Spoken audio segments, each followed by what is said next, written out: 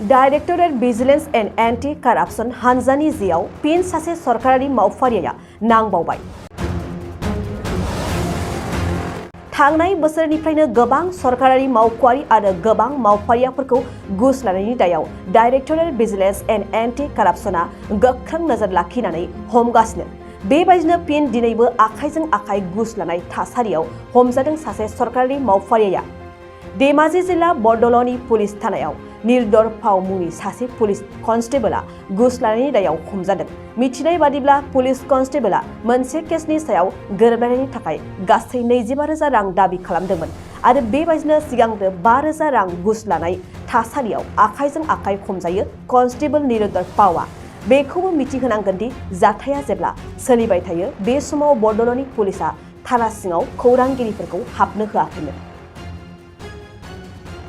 Colony আৰক্ষী চকী এই বিভাগটোত যেতিয়ালৈকে এই উমেশ ৰাম নামৰ মানুহজন আহিলে তেতিয়াৰ পৰা বৰদলনী থানা যিকোনো সৰু সুৰা গোচৰতে তেওঁলোকে মাছ ব্যৱসায়ত মাছৰ দৰদাম কৰা নিচিনাকৈ তেওঁলোকে টকা পইচা দৰদাম কৰি তেওঁলোকে পইচা লয়।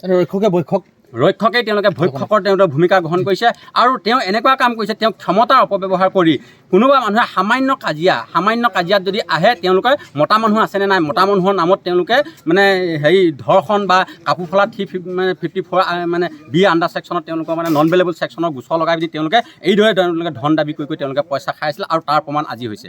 এই সন্দৰ্ভত কিন্তু আৰক্ষী বিষয়াক জনোৱাৰ পাছতো কিন্তু কোনো ধৰণৰ ব্যৱস্থা আমি লিখিতভাৱে আৰক্ষী বিষয়া আৰক্ষী অধীক্ষকৰ মুহূৰ্তক জনাইছিলোঁ যদিও তেওঁলোকে এই সত্যটো এয়া নাই, তাৰ ৰহস্যটো আমি বুজি নাপালোঁ। এতিয়া আমি এটা কথা দাবী উত্থাপন কৰিব খুজিছোঁ যে এজন মানুহে তোক গুলিয়াম নহ'লে টকা দে বুলি কৈ যিটো ডকাইত কৰে, সেই ডকাইত কৰা আৰু তোক জেললৈ পঠাম যদি টকা নিদিয় এই বুলি কোৱাটো সমান অপৰাধ আৰু এই আৰক্ষী বিষয়াকেইজনক গ্ৰেপ্তাৰ কৰি জেল হাজতলৈ প্ৰেৰণ কৰি পিনি ইয়াৰ আইনগত বিহিত ব্যৱস্থা গ্ৰহণ কৰিবৰ কাৰণে আমি দাবী উত্থাপন কৰিছোঁ।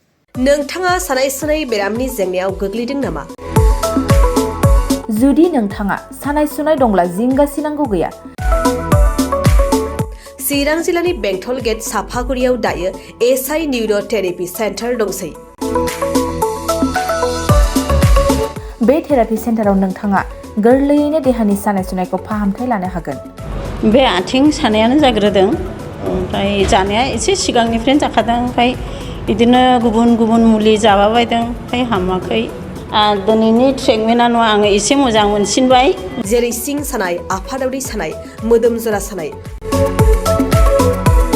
आइजोफोरनि जेंना, खर' सानाय बायदि बेरामखौ फाहामनाय जायो। लोगोसेयैनो बे सेन्टाराव थानानै फाहामथाय लानो हानायनिबो सुबिदा खालामदों।